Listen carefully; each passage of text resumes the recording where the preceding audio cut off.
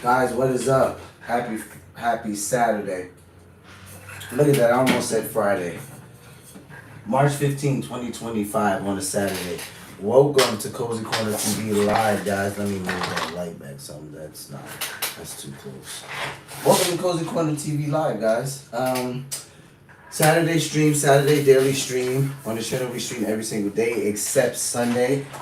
And here we are today getting ready to go over, not messy, but it's just some of the crazy news going on in our world today, right? So as you guys come in the chat, say hello, hit that like button for me, say where you're watching from, and don't forget to subscribe. We have been growing because over here I do my best to produce news slash media slash reactions, talks, mini podcasts, because I would not say I'm at the long-standing podcasting format right now. But just to keep people informed, right? I love to do it for people who look like me, black and brown, Hispanic people. My family is mixed, but it is for all walks of life and for everybody, because over here on this channel, I like to say that we do not go to the polls ignorant. We need to go to the polls informed. So for many years, that is what I did, leaning on the liberal side and not doing much research about things in a political world after joining the Marine Corps. That changed for me, right? And I just realized a lot of things were different per who was in the Oval Office. So it gave me some insight over the years as I stopped watching the news because I just dreaded it. Grew up with parents and family members that always watched the news, but I just couldn't stand it. Things like Good Morning America, the normal things that you would hear in a household in the morning.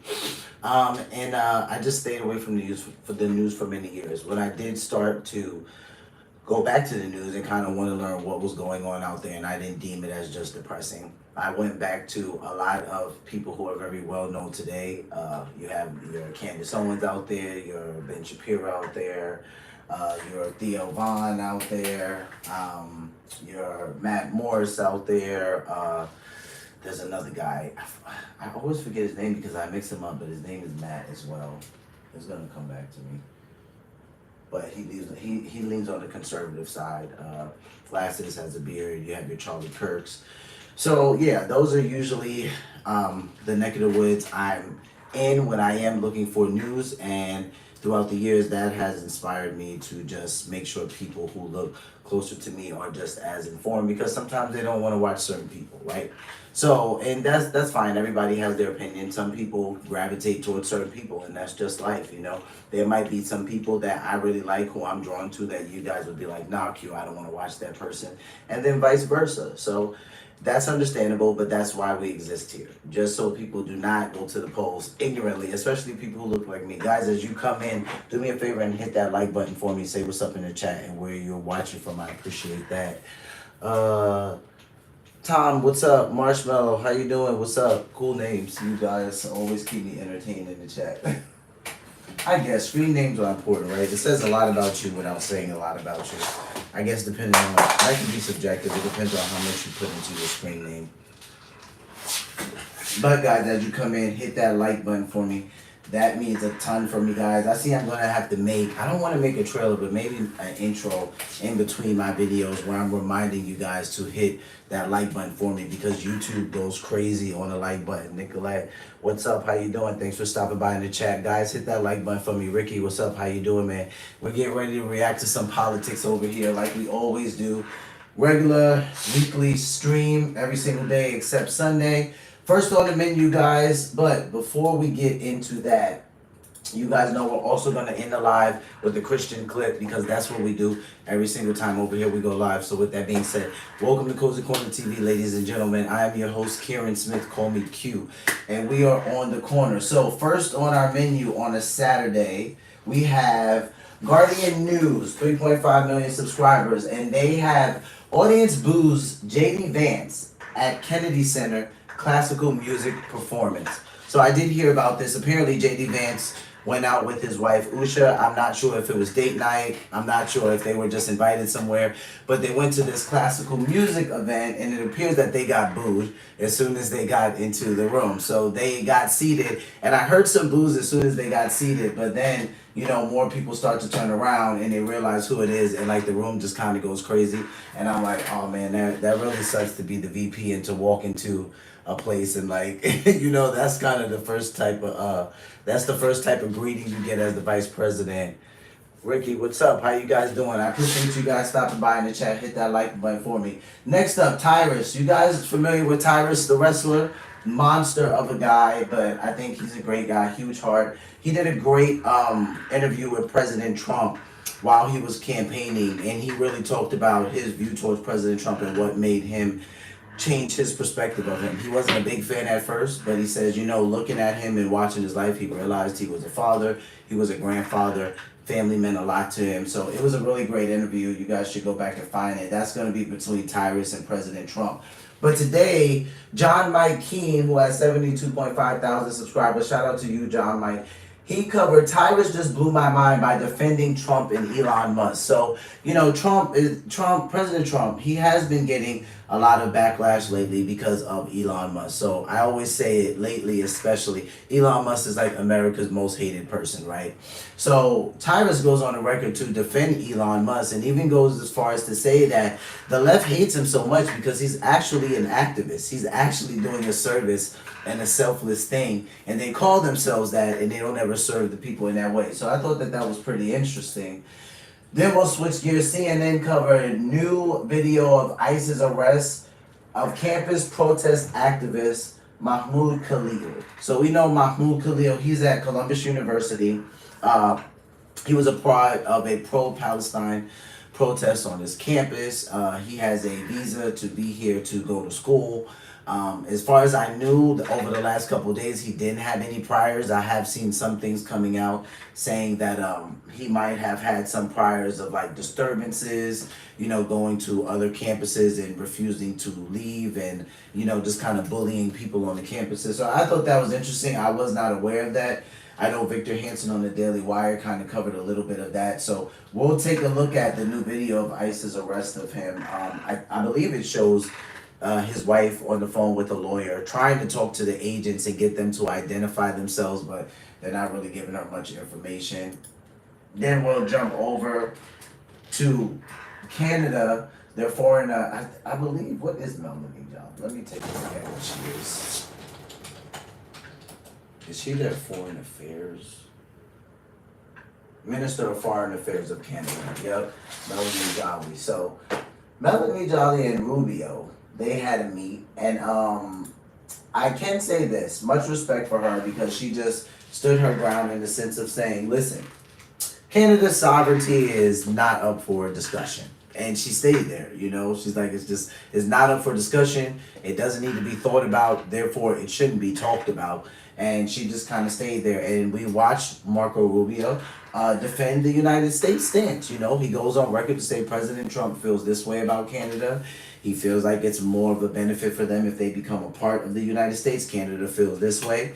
You know, so I think Rubio held a pretty neutral stance, you know, neutral in the sense where he held the stance of America and he supported what his president believes, but he also recognizes that Canada still feels away. So I didn't think Marco Rubio did too bad with that, but nonetheless, the Melanie Jolly, she was very stern on this is not up for debate, so pretty much stop asking about it, and I thought that was funny. And then I just kind of threw in a short clip, not too much, a little over 6 minutes, a little treat because the new Prime Minister of Canada has been sworn in, and it is titled, CNN caught it, and we know how CNN can sometimes be with their titles, right? But it says, hear what Canada's new Prime Minister said about Trump after being sworn in. Okay, so this is going to be Mark Carney. This is Canada's new Prime Minister as of right now. I do believe that there will be an election. They did talk about there being some sort of election. So I believe that Mark Carney is in place because Justin Trudeau resigned. So that's why he's now here. But they're saying that there will still be an election. So I'm looking forward to see what that looks like, you know, in Canada. But this is what CNN covered. So Mark was not disrespectful towards President Trump, at least not as far as I can tell. You know, a lot of people, they seem to support the fact that he is liberal, and I say that because a lot of people have said he pretty much would be liberal and or democratic, you know. But there are also people that say because he comes off as the kind of candidate President Trump was, meaning that he's not your average political candidate, right? He hasn't held any political offices prior to this. I believe he was a successful banker, and he also did lots of successful business in real estate, made some really big moves, made good money in real estate. So in those ways, he's able to relate to President Trump, and I believe he's going on record to say that in the past. And I'm not sure if they mentioned he said it here. Again, I don't always watch all the clips that I'm going to show you guys. Sometimes I do, just so I can make sure it's not, saying something that, not that I'm totally against, but just something that might be just obnoxiously offensive or just not good, which we know certain news media stations would promote that, right? But like for the most part, I do. If it's a clip that I've seen kind of all over the place, I might just grab it and just say, hey, I'll just watch this when I go live. So that is one of those clips. I have not watched all of Mark Carney's remarks about President Trump, but we will together today. And then we will end the live stream with a clip from Cliff. Cliff is a Christian content creator here on YouTube who creates Christian content in the form of YouTube shorts, and he does a phenomenal job. We usually end our live with a clip from Cliff every single night, and just a way to get the gospel out there, Jesus out there, get a conversation going. You guys know you can always fast forward to the end of the live and find that clip there. So we are going to jump right in. First on the menu, audience boos JD Vance at Kennedy Center classical music performance. So let's take a look at how bad this went. I'm going to have to read to you guys. So it's a very short clip. It's actually only 41 seconds. So I'll read what I need to read, and then I'll go back and play it again.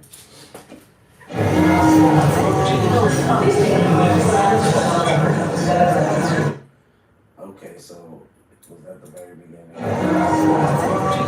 It says, Guardian reporter Andrew Roth filmed J.D. Vance being booed at Washington, D.C.'s Kennedy Center.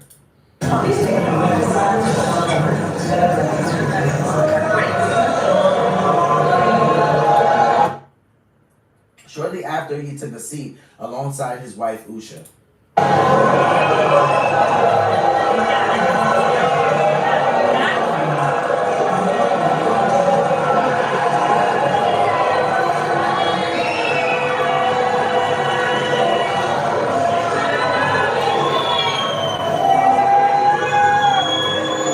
The couple were attending a classical music performance.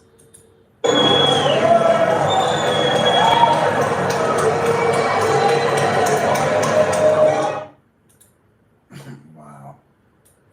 I mean, he keeps the school there. We don't really we see him and Usha kind of whispering to one another, but really don't see his face change much. If anything, you see some humor there. That's the millennial in him. But let's take a look at that again. Just come in and sit down.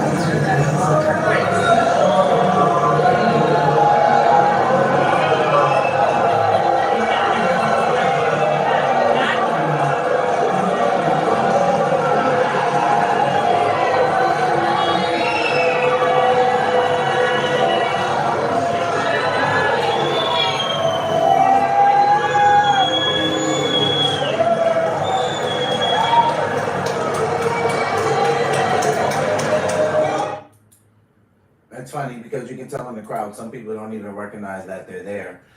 I thought this was interesting because even some commentary on the left didn't really like this. They said that was pretty sad. I thought it was pretty sad for the vice president to be out with his wife, and he just gets a bunch of booze, and all he does is just kind of go and sit down. They said it was pretty sad, and I can agree with it. I'm just like, man, it's just no tact, man.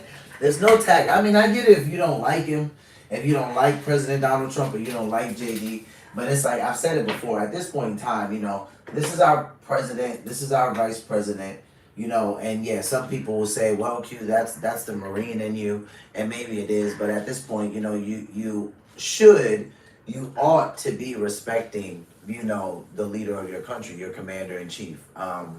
And I just feel that way. Like, it's a hard job to lead an entire country, and for, you to go places that people inside your own country treat you like that, I just think it's a horrible thing. So, maybe it is, some of that Marine Corps embedded in me, but even before that, you don't disrespect, the leaders of your house. We don't disrespect our parents, right? No, we don't. So I just think we should, and clearly Donald Trump's not our parent, but I think we should just be careful when we're doing certain things like that. I really do. I think it makes us look weak as a country because we have no respect. So we just need to be mindful of that. So switching gears a little bit, we have Tyrus, the wrestler. He was on Fox News with some of the five, and he he didn't attempt, he did it. He defended President Trump and Elon Musk in a few different ways that I thought was pretty honorable of him. He called Elon Musk an activist, and he explains why he's calling him an activist and why a lot of people hate him. So let's take a look at what Tyrus has to say here. Yeah, so you want me to comment on the? No, I want to. No, actually, I actually don't need a question. Yeah. Because I've given this a lot of thought. Because the reason why they despise Elon is because Elon is what they pretend to be. He's an activist in the sense that he's doing something selfless to make a change with no benefit to himself, to put himself in peril. Mm-hmm. They pretend that. Right. For profit. Good point. So he's the mirror. You'll see, like, if anyone watches movies, there's that great old school Mozart movie where the guy just hated him because he was good. Amadeus. Yeah, Amadeus. It's Amadeus. I love that Tyrus, who is a gorilla, is the smartest gorilla on the planet. He's a genius.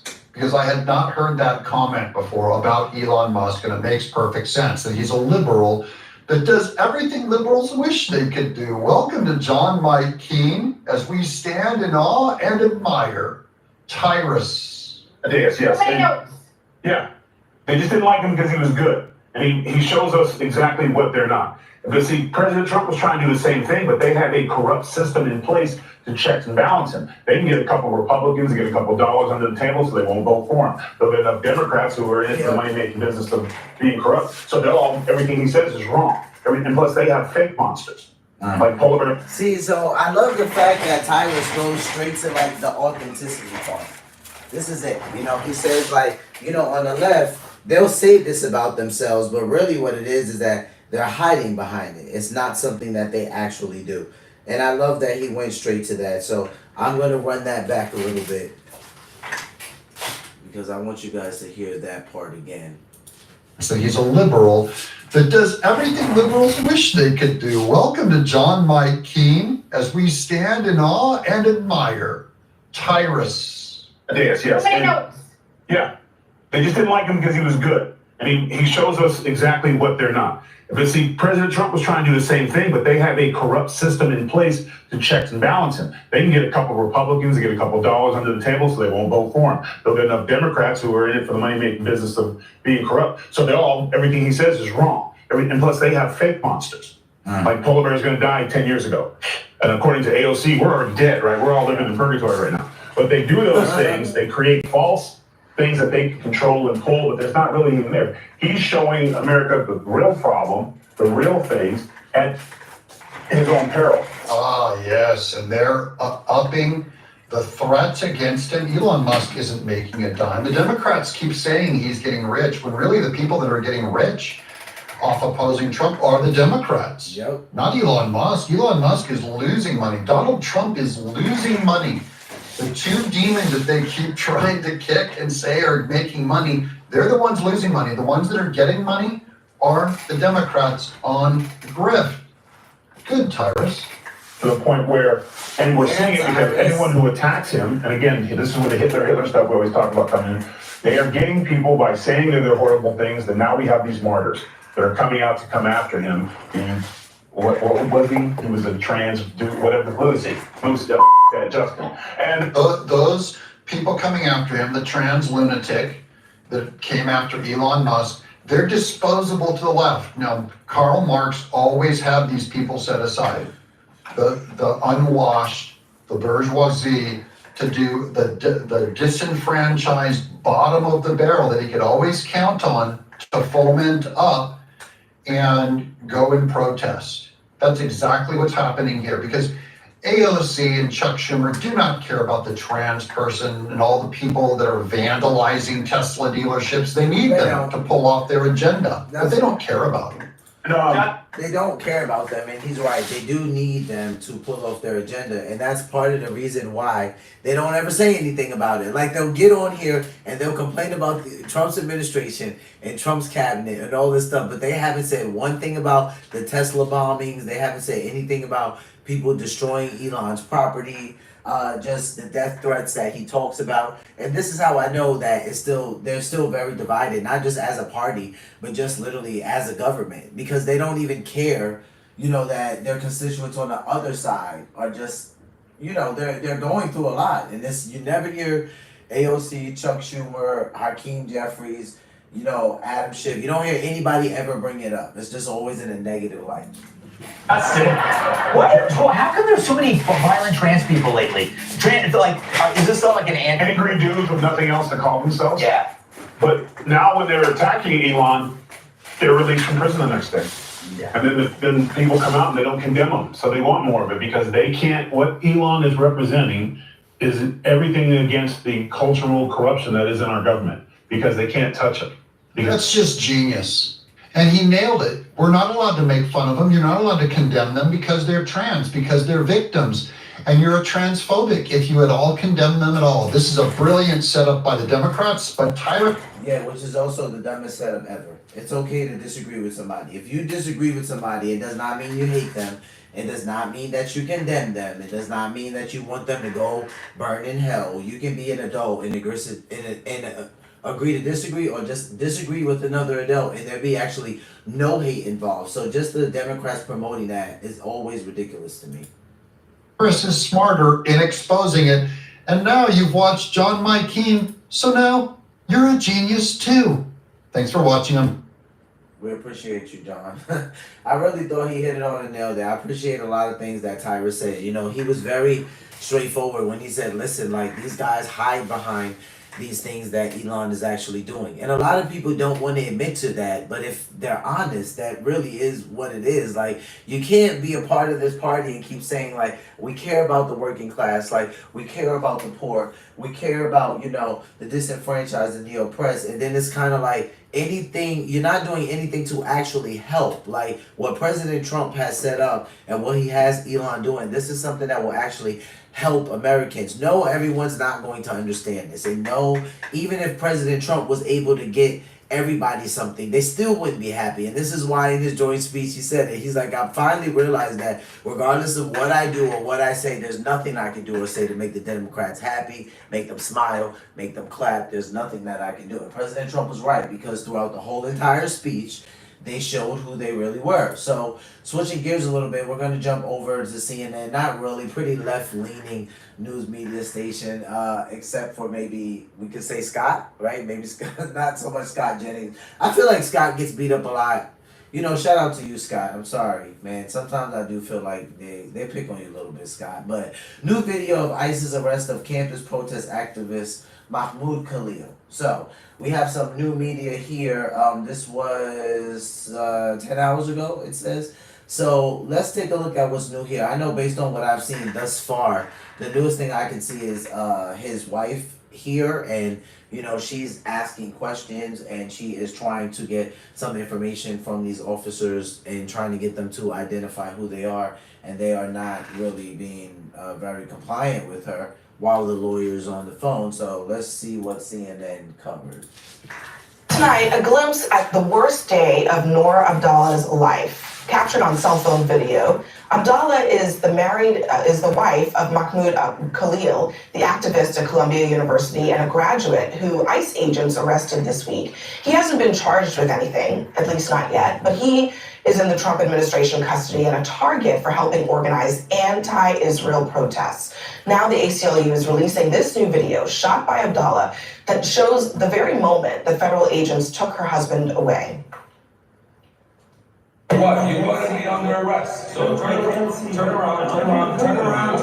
Okay, let's not. Okay, he's not resisting. He's like, okay, stop. Okay? He's not, I understand. He's not resisting.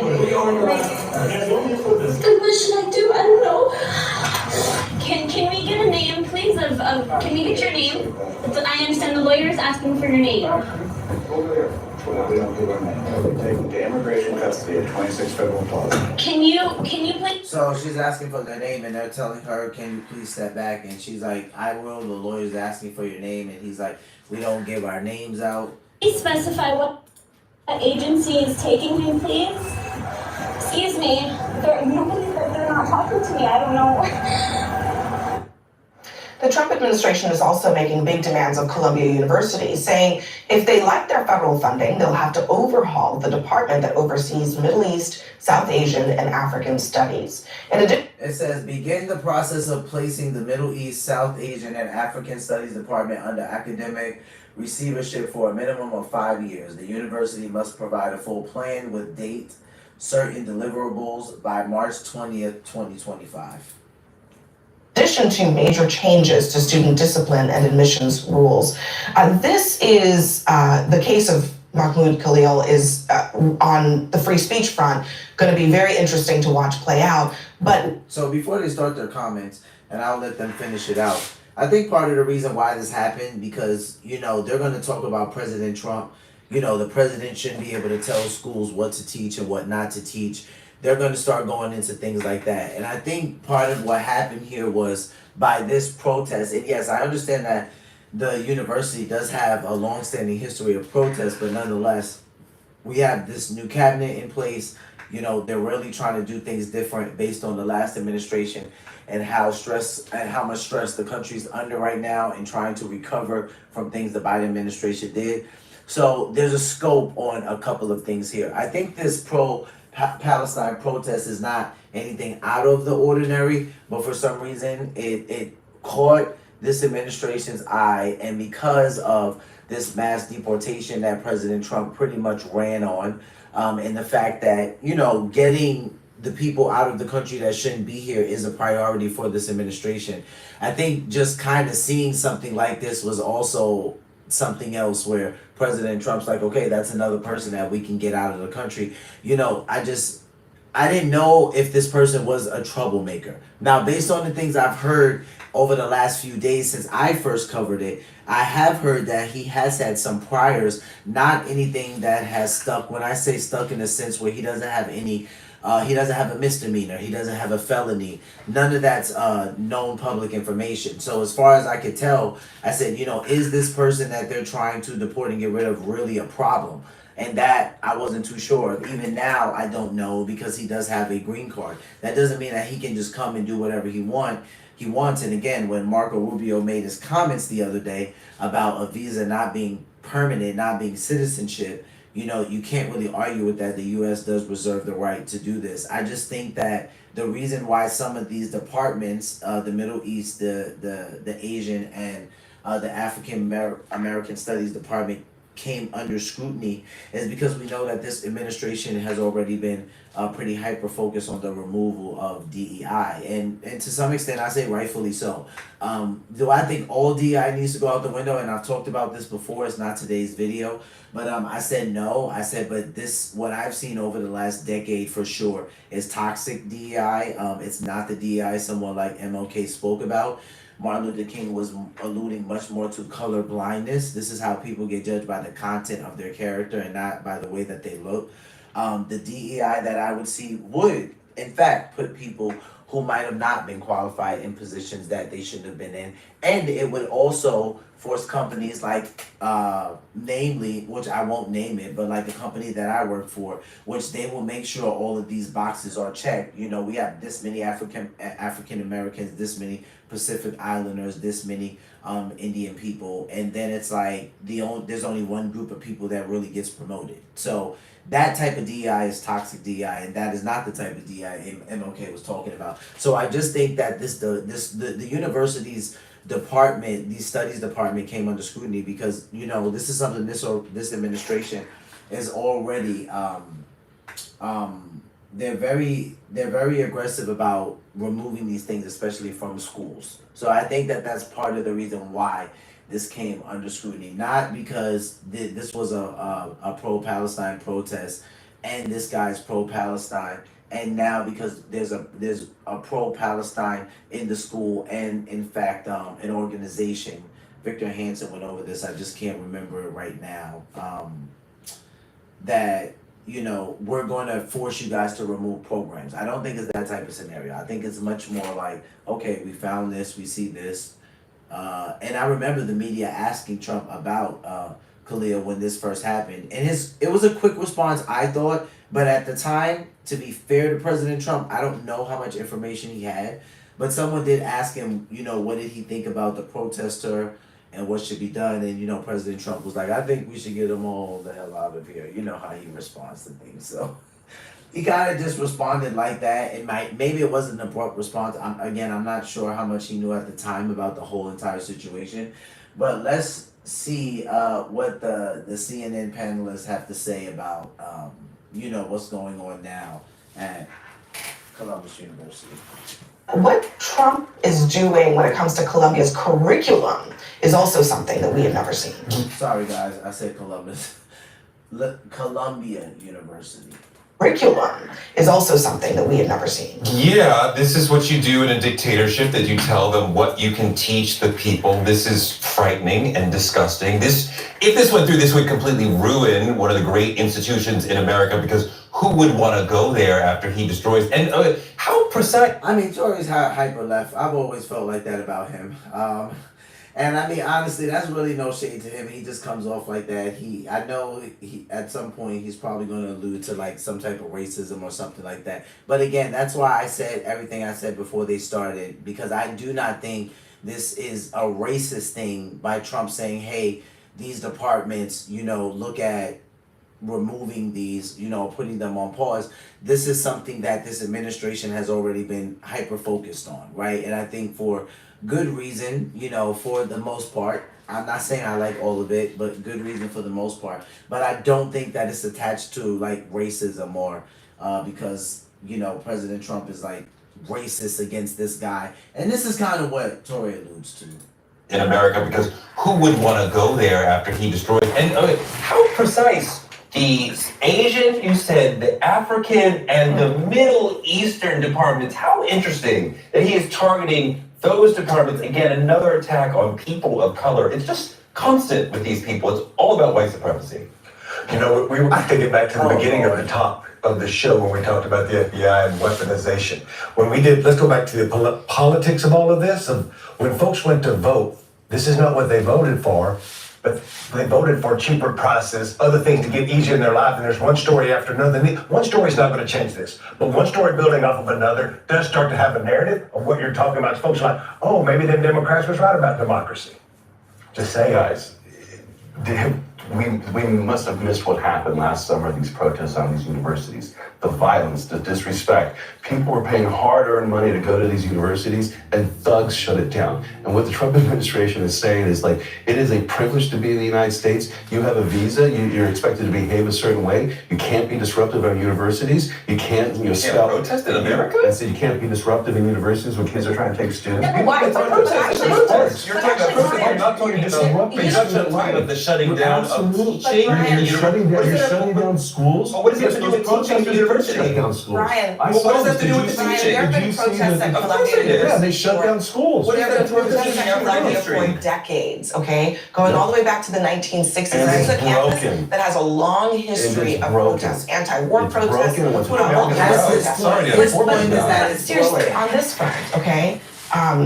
We've talked earlier this week about I think it's interesting because they totally disregard what he's saying here, because he's, Abby's saying like Columbia University has had a long history of protest, and Brian's he's not refuting that. He's just saying that the history is broken. Like, it shouldn't be like this. And there was a point in time where these protests were so bad, it was stopping teaching, and it was stopping people who were paying their hard-earned money to pay for their tuition and going to school, and people were being disrespectful and being violent, and they just totally disregard that, and they're like, this school has a long-standing history of protest, and he's like, yeah, but that's a broken system. So I just thought it was funny how it went over all of their heads.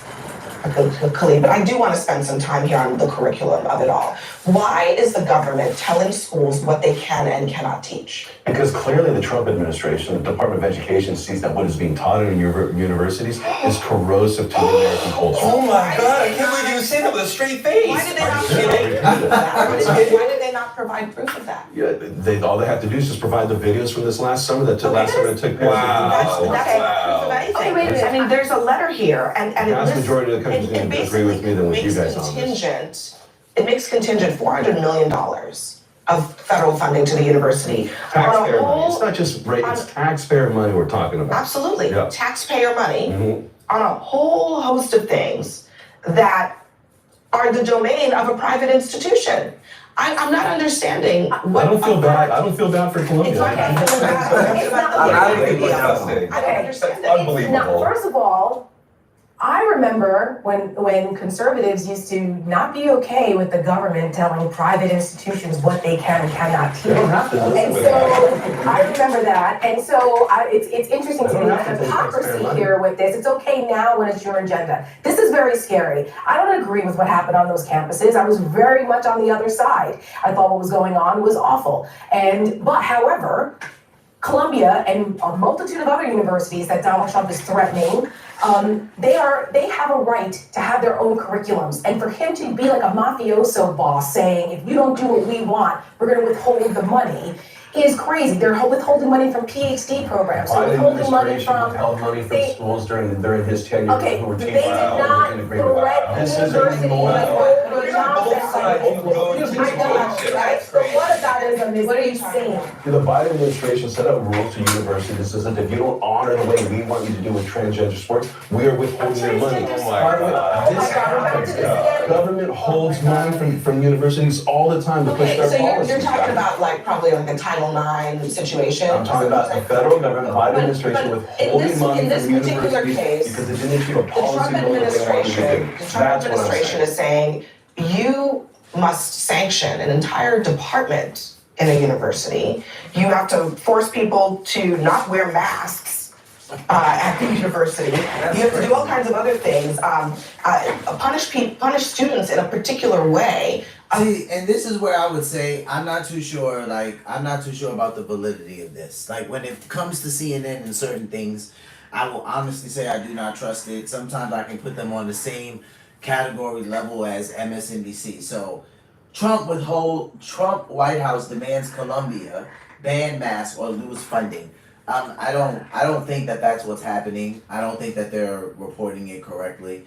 I don't think that the cabinet is saying listen, if you don't force people to not wear a mask, that we're going to take funding from you. They could have some type of mandate in place where maybe they are forcing it, or they're saying if you don't, and maybe they would like them to loosen or get rid of that mandate. But I can't say that they're reporting this and with a clear conscience say I feel like this is all valid what they're saying.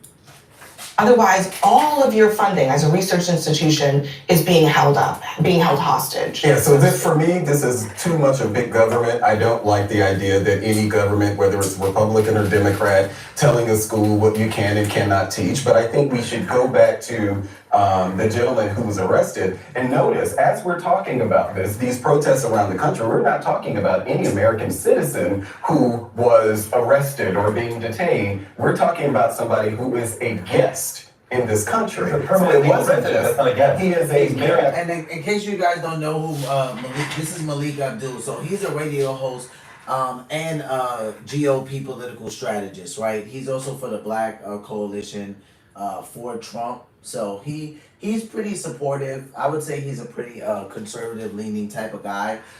You can see that they do not like, Torrey does not like the fact that Malik goes on the record to say that Mahmoud Khalil is a guest, and he wants to say he's not a guest because he has a visa. But of course, with Malik being more conservative leaning and understanding Marco Rubio's comments and understanding that a visa is not permanent or a visa does not mean citizenship, that's where he is coming from. Or being detained, we're talking about somebody who is a guest in this country. He's a permanent legal resident, that's not a guest. He is a married to a citizen, that's not a guest. He is a guest in this country, and A that's guest why goes home. A permanent legal resident he does is not a go home. guest. He goes home. He is a guest, This which is is his why home. the Secretary Well, of State There is a reason that Marco Rubio this is going to be very significant, actually, what you're pointing out here, because I think a lot of people have said that it was a mistake for the Trump administration to target a green card holder because the legal protections for green card holders is not the same as a student visa. And maybe they didn't know that he had a green card because they didn't dig that deep into it, but that's going to be really significant. It is not the same to be a visa holder and a green card holder in this country, and the courts will decide what happens with this case. Yeah, that's correct. Well, that as well. Yeah, the courts will decide, and so in the defense of Abby's statement, she is right there. There are different protections for someone who has a green card versus someone who has just a student visa. She is right about that. I'm not going to say that it was a mistake for President Trump. You know, the way she puts it, you know, she kind of puts it in a sense, and I'm not saying she meant to, but it kind of sounds like, oh, you know, they're just targeting everybody and now they've met their match because they targeted a green card holder. I don't think that, again, it's all about the rhetoric that's being played really in the background, but I don't think that that's what this is. I think that what it is that we have to remember this cabinet, President Trump ran on making America affordable again, efficient again, making America for Americans again. So with all of that in mind, a lot of this stuff, it is going to take place. I'm not saying that I'm okay with it. Do I think that this is going to pass and he'll get deported? If I'm honest, I really don't. I really don't. And this is coming from someone who actually, what do you know, for the country. So understanding the rights of a person who is a green card holder. Am I saying that he can't be deported? I'm also not saying that either. I'm saying that I don't think so, because the man doesn't have a violent history. He doesn't have charges. He doesn't have a misdemeanor or a felony. So I'm going off of things like that. This was a student protest on a student campus, right? People have been in trouble for this before. Now, someone could say, yeah, that would have been in the past. Under the Biden administration, he might be okay, but under this administration, he might get deported, and he might. This is why Marco Rubio's comments were important to listen to when we covered it in the live prior, because he made the comments like, listen, if a person were to come and apply for a visa or a student visa or a green card in America, and they told us that they were going to come here and hold pro-Palestine protests, and they were going to be anti-Semitic people and bomb buildings and rape women, that there's no way we would let them in the country. And he's absolutely right. Now, am I saying, I also made the case that Mr. Khalil, we don't know why he was a part of the protest or why he feels the way he feels right now. None of us are his therapists, but I'm just saying, like, is it that the guy actually hates Israel? Because what I don't like playing in the background is that if you support Palestine in any way, shape, or form, you're anti-Semitic, like you're anti-Jewish. And I'm like, okay, so first of all, that's just stupid, because people cannot want to see people die, period. And I think that that's a normal thing. I think it's a normal thing if someone's like, I don't want to see people in Israel die, and I don't want to see people in Palestine die. And I don't think that if people don't want to see Palestine people annihilated, that they means they don't support the Jewish people.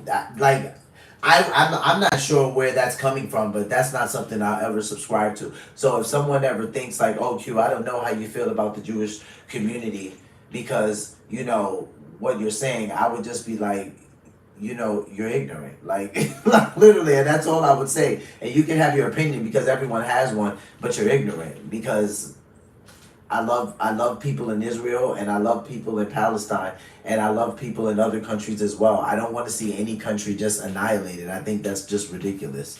But nonetheless, we have this rhetoric playing to where if you support Palestine in any way, you hate Jewish people or Israel, and I'm not sure where that's coming from. But again, we don't know why Mr. Khalil feels the way he feels, right? And I said this, what if he just has best friends that he went to school with as a child, who are near and dear to him, and before all of this happened, they would go visit each other every summer, and he's protesting for Palestine because he doesn't want his friends to die? Or what if his grandparents or someone lives over there, or an aunt or someone, I don't know. But it's like, for us to just think that everybody who's going to protest in the name of not wanting to see the Palestinian people annihilated, like they're anti-Jewish, I just think this is a little bit childish at this point. Like, I don't even know why that would need to be explained, but I could understand people move in a spirit of offense.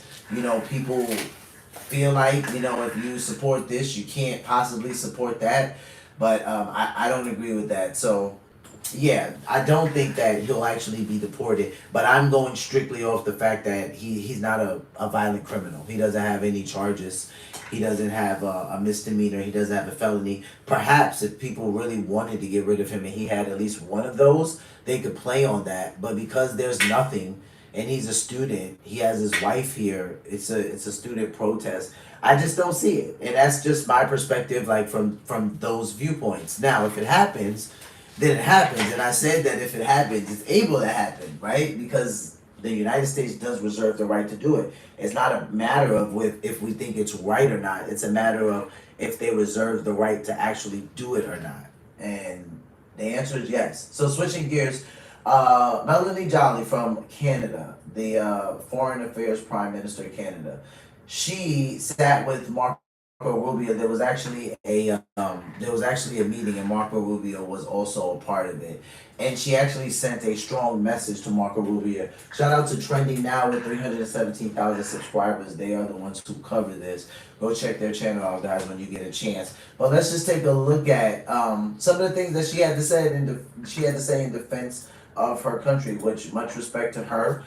She, just like Marco Rubio stood his ground and what President Trump stands for, she did the exact same thing. And she was brave enough to say, hey, listen, Canada's sovereignty is just not up for grabs, not up for discussion, shouldn't be talked about, therefore it doesn't need to be thought about. And, you can't do anything but respect her and what she's saying at this point, or what Justin Trudeau said, or what Mark Carney is saying, because, they have the right to defend their country.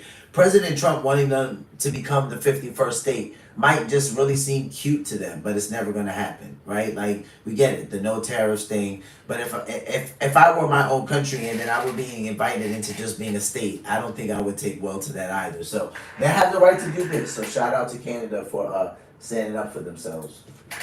After 2 days of meetings in Quebec, Foreign Affairs Minister Melanie Joly and her G7 counterparts are reaffirming their support for Ukraine and a ceasefire that could end the war. But most eyes are on what was happening behind the scenes. Emily Taylor joins us live with the latest. Emily? Manisa, in her remarks today, Joly said her and her American counterpart, Marco Rubio, are focused on the policies that Canada and the U.S. can agree on. But she wasn't shy about saying Canada will never be the 51st state. What I said to the secretary is Canada's sovereignty is not up to debate. Period. There's no argument, there's no conversation about it, there's no need to talk about it. A clear message from Foreign Affairs Minister Melanie Joly to the U.S. Secretary of State. You're here, you respect us, you respect our sovereignty, you're in our country, you respect our people. Period. Joly met with Marco Rubio one-on-one during the G7 summit this week in Quebec. And while U.S. tariffs and threats to annex Canada were not on the formal agenda, they were widely discussed behind closed doors. The Canadian government has made their position, how they feel about it, clear. The president has made his argument as to why he thinks Canada would be better off joining the United States for economic purposes. There's a disagreement between the president's position and the position of the Canadian government. I don't think that's a mystery coming in, and it wasn't a topic of conversation because that's not what the summit was about. Well, I think it's pretty clear that Canada, with a new prime minister, has the opportunity for something of a reset. And what you saw with the foreign minister today was exactly that. Efforts to try to focus on those areas where the U.S. and Canada are in agreement and not doing anything, at least not publicly, to antagonize the American administration. Canada's allies have been quiet on showing support for our country against U.S. aggression, as Joly told reporters. Yeah, I think many of my colleagues coming here thought that this issue was still a joke. And that, this had to be taken in a humorous way. But I've said to them, this is not a joke. Canadians are anxious. That is except for one. Germany's foreign minister today saying sovereign borders should not be breached, whether it's Ukraine, Greenland, or Canada, though she never mentioned the U.S. by name. To our Canadian friends, your country stands together. Canada's unity inspires. This is Annalena Baerbock. She's Germany foreign minister. us. We Europeans, we Germans, and Canada are not only partners, we are close friends. And friends have each other's back. Always. Well, tariffs and annexation were an undercurrent of this week's meeting. The agenda focused on international conflicts like the Russian invasion of Ukraine. In a statement following the meeting, the G7 nations say they all stand behind a ceasefire agreement backed by the Ukrainians and are waiting to see how the Kremlin responds. The leaders discussed additional tariffs if Russia doesn't take steps towards ending the war. Sometimes you can count on America's attention being diverted elsewhere. And so I do think Putin is playing something of a longer game, trying to figure out maybe the future would be more hospitable for an agreement on Putin's terms, or more on Putin's terms than the current situation is. This week's meeting is a precursor to the G7 summit that will be held in Alberta in June with the leaders of the group of 7 nations. As president of the G7 this year, Canada will get to set the agenda. Okay, so that'll be later on in the year. You know, and so, okay, so it's the way they wrote her name. They must not be able to put the accent there, or maybe they don't know it's an E, because they literally spelled it Jolly, Joly. But if it's Jolie, it could be Jole with an accent over the E. So maybe they just didn't know how to spell her name. But either way, so sorry about that, guys. I'm looking straight at the title and I'm listening. And I'm like, wait a minute, they don't have her name spelled like that if it's pronounced like that. But shout out to Melanie Jolie. Like I said, she stood her ground. And you know, she was the one that met with Marco Rubio. It was the G7 conference, or the G7 meet. Like, I just know that that's the seven leaders of those 7 nations that are there. And Marco Rubio was there as well. They said that the annexation of Canada wasn't a priority, and that's not what the summit was about. So it wasn't really talked about. But it's not something that Canada seems interested in. And if it's not, you know, it shouldn't really be talked about anymore. President Trump presented it because clearly if Canada becomes a state, a part of the United States, there would be no tariff on them because they would be a state. But that's not something that they're interested in just because, you know, they have to pay tariffs. And again, like I said, that's understandable, right? From a whole country to a state, I don't think many people would be interested personally. So you're giving up a lot there, especially when you're used to being, you know, you're used to your country having its own sovereignty, and you don't have to now, you know, knock on the door or ask permission for something. So to me, it's totally understandable.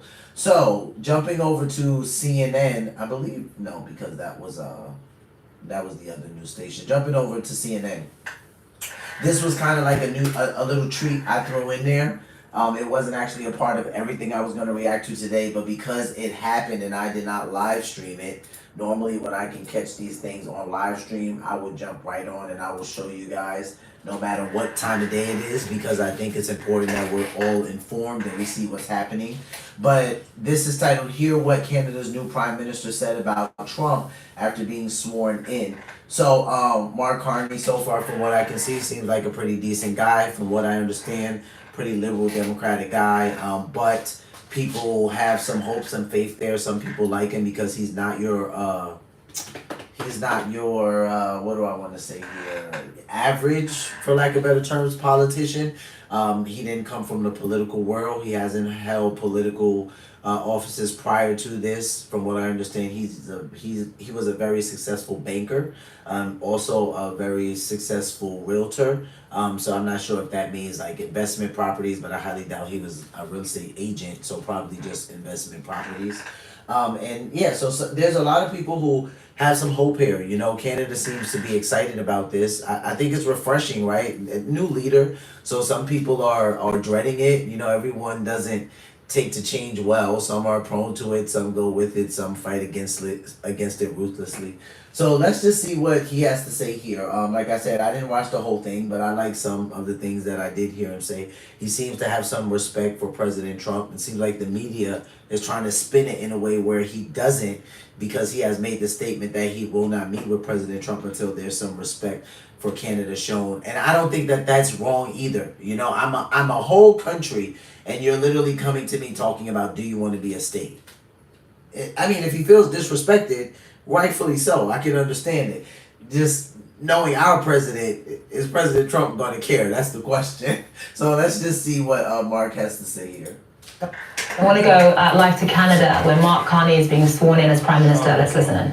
Roi de Canada, à ses héritiers et successeurs. I, Mark Carney, do swear that I will be faithful and bear true allegiance to His Majesty, King Charles III, King of Canada, his heirs and successors.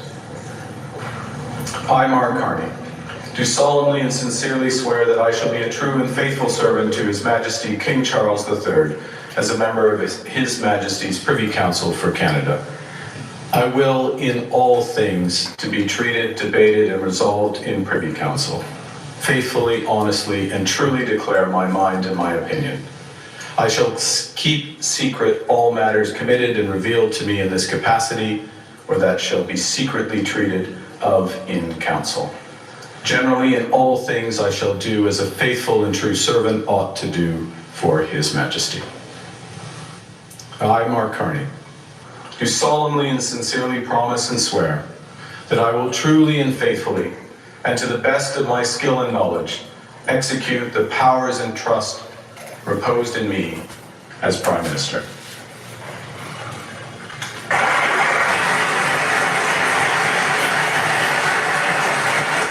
Prime Minister. You talked about Trump needing to show Canada respect. President Trump. President Trump, yes, President Trump needing to show Canada respect.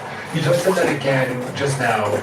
Are you? See, I can appreciate that about him. You see that? Like the reporter said, you're talking about Trump needing to show respect, and Mark Carney says President Trump. You know, he gives him his respectful, his rightfully respected title, and I can appreciate that. Look, it's a small thing. I know a lot of people probably wouldn't have cared about that, but for me, that spoke volumes about him, right? Because I've always said that, like when people pick and choose when they want to show a person respect, right? Like I hear everyone say President Trump. You have some people say Trump, especially people that don't like him, President Trump.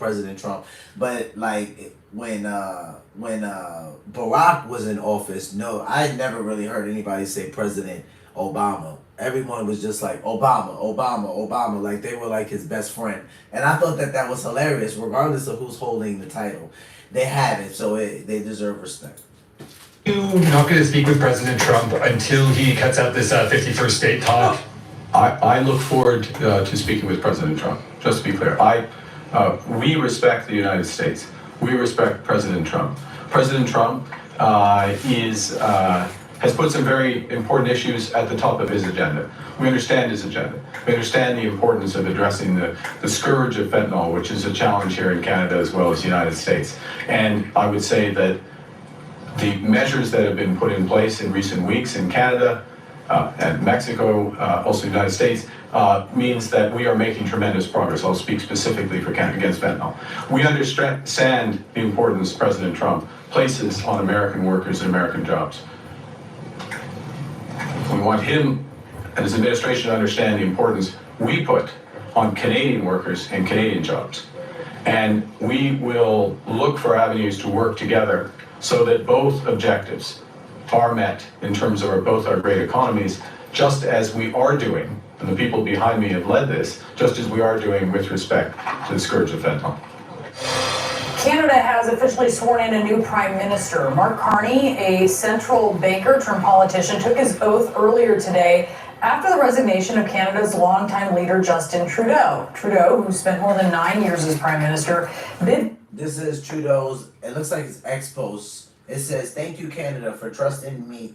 Thank you, Canada, for trusting in me, for challenging me, and for granting me the privilege to serve the best country and the best people on earth."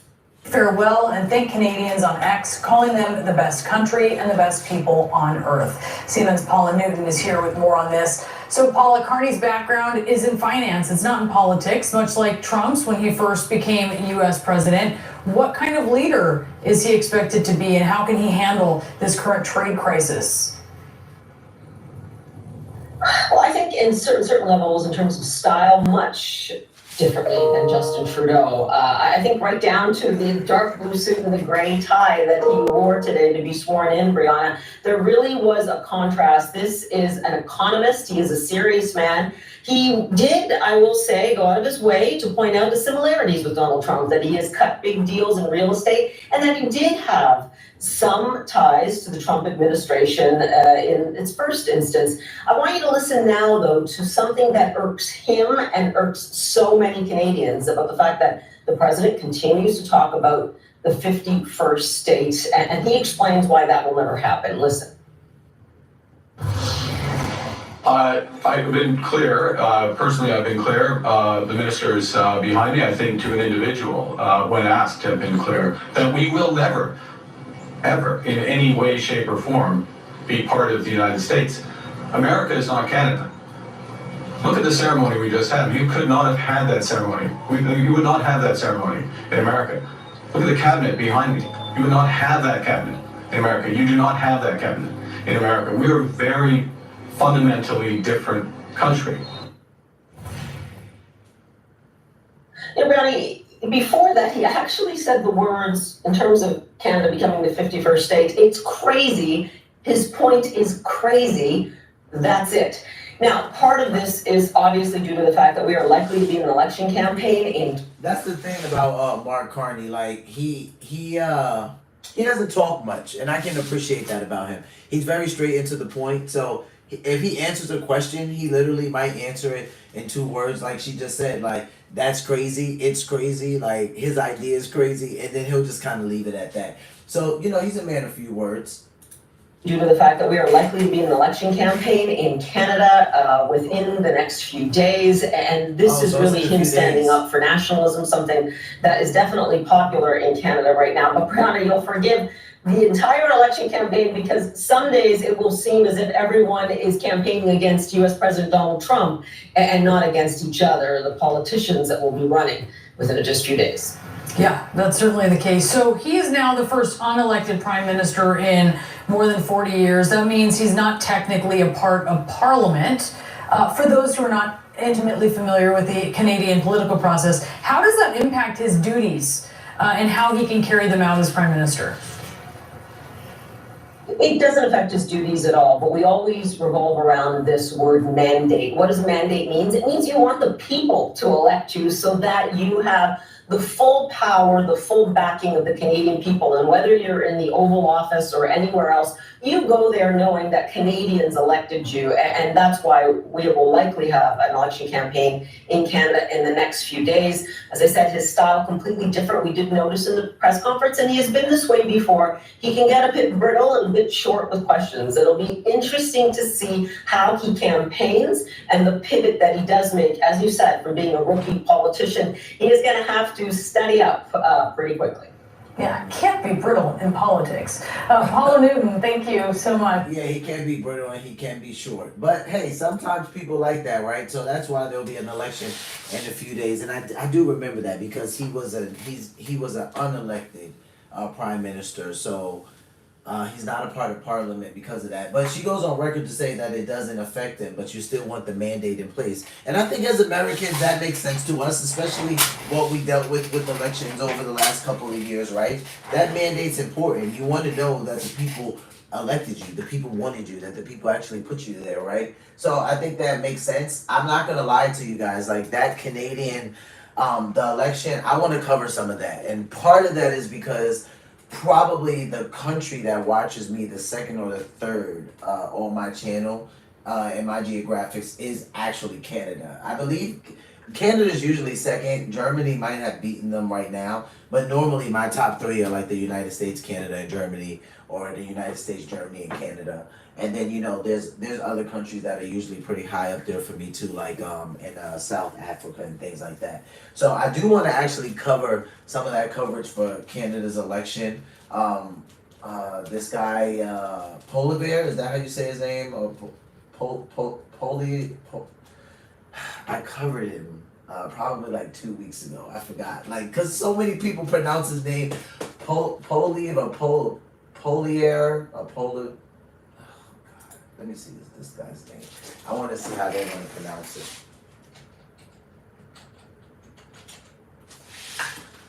Yeah, I know his first name is Pierre, but I've heard people say his name so different. I've even heard some people say Polivier. That's why I'm like, how are they pronouncing his name? Let's see.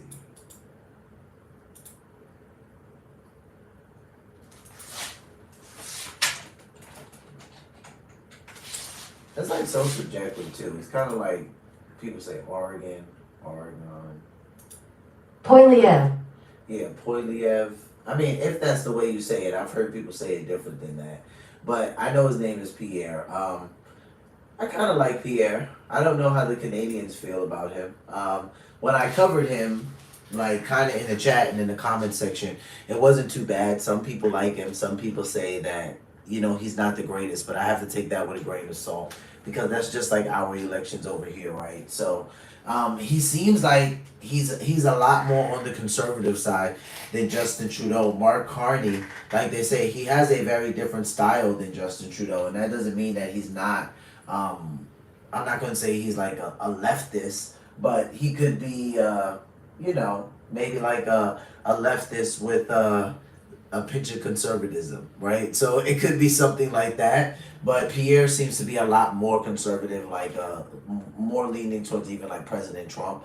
And I know he was talking about doing some business with Elon and President Trump if he were to win. So I do want to actually cover some of that when it comes to the Canadian election. I'm going to do some research on that and see how much of it I can catch and just kind of live stream it for my Canadian audience because I'm sure they would appreciate that. And I appreciate them because they're always showing love. So yeah, guys, so here we go. We're at the last clip of the live stream and we're going to end with the clip from Cliff. We end the live stream every single day with a clip from him. I can edit with someone else, and sometimes I might, but for the most part, we've stuck to Cliff Buell because I like the way he puts his Christian content. It is in YouTube Shorts format. I think it's very easy for anyone to understand or follow Jesus, get to learn something or anything about Jesus if they would like. So shout out to you, Cliff. You guys get a chance, go check him out. Today's title is "This Kid is Clearly Torn on This Issue." So it says, "Are you headed to heaven or hell?" He usually asks that question because it's kind of like, I want to say an icebreaker, but it gets you thinking. So, are you going to heaven or hell? This kid is clearly torn on this issue. Let's watch. When these tough issues hit so close to home, it's hard for people to grasp the truth and reality of the situation.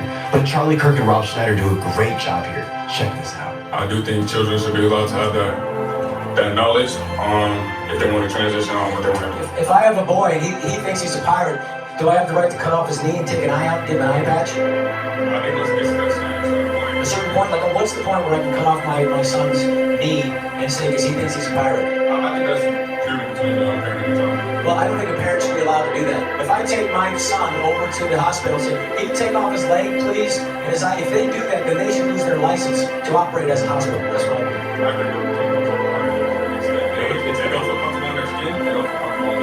Number one, it's actually a perfect analogy he's using because they're chopping off the breasts of these young girls. Do you think that if you were 16 years old, you could feel something that you might not feel when you're 20? You change every second. So you might not feel the same way at 20 as you did at 16. No, yeah, if you change every second, then why should we do something irreversible to a 16-year-old? That's how they're thinking, that's how they feel. Hundreds of thousands of kids are receiving hormone blockers, testosterone replacement therapy, chemical castration drugs. Okay, my brother who is not my sister is one of them. Yeah, I'm sorry that you're I wouldn't be sorry. I'm sorry your brother is butchering himself. Like, because you know why? The data, the stories show us that there's great regret. Do you think transgenderism is a brain issue or a body issue? Both. Then wait, hold on. Shouldn't we treat the brain, not the body? I agree. So then why do we give drugs that make all of a sudden your hormones disrupted? Shouldn't we find out the root cause if there's something else going on? When these tough issues hit so close to... That's a good conversation. So the kid who's talking, in case you guys weren't able to hear, he says that my brother, who is now my sister. So that's where and this is where, this is where, if I'm transparent with you guys for a minute here, this is where doing this type of content was hard for me because I like to sit down and actually get to like the root of things. Like, let's call it the meat and potatoes of a conversation. That's the area that I play in, right? I like hard conversations. I don't run from them. As a matter of fact, like they're like my forte. So when I had to sit down and do this, I knew that there was going to be a balance that I had to work out. You know, I couldn't be all extra opinionated. I had to be pretty balanced. And the Lord really worked with me through it because I honestly didn't want to do this. I honestly sat down and wanted to do things like have conversations with people like that and get to that. It doesn't mean that the channel won't reach that. It's just right now, this isn't the time. So if someone says, well, then why are you even doing something like this? Like, where did it come from? It's like, well, it's something I've always been interested in for many years on YouTube. I just didn't know it was time for me to walk into that. I've had a lot of different seasons on YouTube. So now when the Lord had me sit in this season where I would be reacting, it wasn't that it was a scary thing. It was more like, oh, Lord, I thought we was going into that season, not this one. Nonetheless, you know, I submitted. And here I am. And it's actually, it's become very enjoyable for me. I remember being worried about certain things that the Lord reminded me that I was worried about them for no reason at all. And that's how I knew the enemy was at play, right? Like, oh, Lord, I don't want to be live. People make a lot of mistakes when they're live. Like, what if I belch? What if I scratch a certain area and I look weird? Or what if I make a weird face? And, you know, the Holy Spirit's like, well, every time you've preached, you've been live. You've had an audience in front of you. So you haven't always been pre-recorded. And he was very right. And I've coughed and I've had to itch and readjust, and it is what it is. It's life, right? So obedience to God also produces a lot of other things, like the Spirit is willing. So that obedience, the Holy Spirit helps me in a very grand way do this. There's no other way I could do this 6 days a week. Nonetheless, I'm sitting here and I'm doing this because this is what the Lord has asked me to do, and I didn't realize that I would run into conversations like this just reacting to like news. But this is how God works. I didn't think I would really be able to be blessed in this way because I'm sitting here and I'm like, Lord, it's secular news. But even just seeing this, Charlie Kirk, I do think he did a great job. Now, as a person that has people in this community and is very close to some people who are not just transgender, but also lesbian, gay, bisexual, just in the community in general, here's what I can say. The reason why, and it does, I know why they might be coming from that route, because if they are not ready to maybe talk to their children about their faith, or they're not strong in their faith, I guess a pirate would be a proper metaphor, right? But for me, you know, Charlie Kirk says that pirate is actually a perfect example, and I would say, no, it's actually not, because a pirate is a pretend thing. Now, to their defense, a little boy wanting to be a girl is a pretend thing, and a little girl wanting to be a boy is a pretend thing, right? So they're like, the pirate is a great example, but it's not a great example because it's two different things, right? Like, one's a costume, one's not real, and one is just not something that that you could just. I'm gonna say you could just say you want to be and live a normal life. Can people transition and live a pretty normal life? Sure. Is Charlie Kirk right about there being deep regret? Absolutely. I've witnessed it. I've seen it. People have told me. So they're both right. But the reason why I don't think the pirate is the best metaphor is because that is much more of a identity issue, right? So you're not identifying as a pirate, but if my son or my daughter comes to me and they say they want to be the opposite gender, the first thing I'm going to talk to them about is God. That's the first thing I'm going to talk to them about. And why God made them the way that he made them, like why that's his choice. Now, some people who don't understand God are going to say things like, well, you don't know why that was God's choice. It's like, pipe down. When you're a Christian, you get different revelations from the Holy Spirit that non-Christians just don't get. So it's a slight flex, but it just is. So I would talk to my child about God and why God made them that way first. Not saying that, I would say actually that, you know, God doesn't make a mistake. It is such a cliche statement, but I think where parents make that mistake is that they say, well, because I grew up around this, I've seen people talk to other members in my family this way. God don't make no mistakes. Okay, but what do you mean by that? Like, I get that you're saying that God doesn't make any mistakes, but they would just leave that there, and every child's not the same. Some children are like, well, that's great that you feel like that, mom, dad, or aunt, or uncle, but I feel like you did. So if we just leave it at God doesn't make mistakes and we can't expound on that, we're already in trouble. So I just don't think the pirate thing is the best thing. But I get why they were able to use that and feel, I guess, gratified in it. I don't think that they did anything wrong. I do think that they made a great example in talking to this young man, because what I can see just from getting to deal with people in ministry, my brother who is now my sister, I'm sure he loves his sister without a doubt, but I'm sure he has questions, and I'm sure he's confused, and I'm sure he misses having his little brother, and he doesn't even know if it's okay to say that. And you need to be a brave enough parent to be like, yeah, it's okay to say that. What are you gonna do? Like, are you gonna put DEI policy in your house and tell your son that he can't call his brother ever? Like, he's not going to be perfect at calling him his sister, and he might not even want to do it. So this is where it's a challenge, for us as parents, and we have to kind of walk into this fear brave. Really, if I'm honest with you, it's not even you can get the knowledge, you can look the things up, you can understand biology, and you can read the Bible, but if you're not brave enough to say to your kids God doesn't make mistakes, and this is the reason why, then this is where you run into people just being confused and not understanding and thinking it's always going to be about feelings, and it's always going to be about, is it a brain and a body issue? Yeah, of course it is. I also think it's a spiritual issue, and I also think it's an identity issue. But chemically, is it a brain issue? Sure, I can side with that to some extent. Is it a body issue? Absolutely, I can side with that. So I just appreciate everything that Cliff does with his content. He even puts up hard conversations, so he doesn't even try to put up just the cliche Christian stuff that just the motivational, everything's always going to be great, make you feel good in the morning. He puts up hard stuff. So shout out to you, Cliff. I appreciate you, man. You have helped me out a lot, my guy. Spread the message of Jesus and be consistent in it every single day and night. So I appreciate you. And for you guys, today is going to be our last day this week hanging out. It's bittersweet, but everybody needs a Sabbath, a day off, a rest. I take mine. You guys will not see me on Sunday. You do not see me on Sundays, but you see me Monday through Saturday. And it's always fun. I always appreciate you guys stopping by, hanging out, chilling on the corner with me. I had somebody ask me recently in my email, hey Q, are you ever going to tell us where the name of your channel came from? I did have a name before this that I went by for probably the first, honestly, 5.5 years on YouTube. And then I think last year praying, going over things with the Lord. And I prayed for this for probably about 2 years, and he just would not answer me. I don't think that he wouldn't. I think I just wasn't paying attention now that I look in hindsight. But then I got a name change, and I remember at first I'm like, I don't know if I want to change my channel name to that, Lord. But the Lord has just been so gracious with me and working out why he did what he did. And in the present and in the future, I can see why it works. So one day I will go into depth with that about you guys, probably when we're reacting to some trauma stuff, because that is some things that is something that is heavily tied to. So with that being said, guys, as you know, I do not post on Sundays. So tomorrow you guys will not see me. Go find some other trusted people who I react to on this channel, and I think that they do great with their content.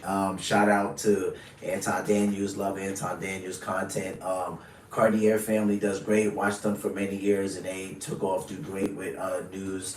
Shout out to New York Dad, he does a lot of IRL, so if you guys like to just be on live and kind of be outside, and then if you're into sneakers and fashion and just kind of talking, he's the greatest chill spot for live streaming. Very consistent, more than once a day. Go check that out. But I have Candace Owens, Ben Shapiro, Theo Vaughn just did something recently with Candace Owens a couple hours ago about I don't want to say that they have she has a problem with Israel basically being able to lobby America, but let's just say she does. And I think the conversation was great. So I listened to it early this morning. You guys go check out things like that on the one day that you do not see me. But Monday through Saturday, we are here. Monday afternoon, around 4 p.m. We'll be back at it like we never left. And yeah, tomorrow you guys go rest. Enjoy the rest of your weekend. Go outside. Enjoy nature. I love nature. Do something, go for a walk, go for a run. Spend time with your family. I'll be with my family, so you guys enjoy your time. So until next time, guys, which will be Monday, take care of yourselves. Be peaceful. Love yourselves and love one another. Peace.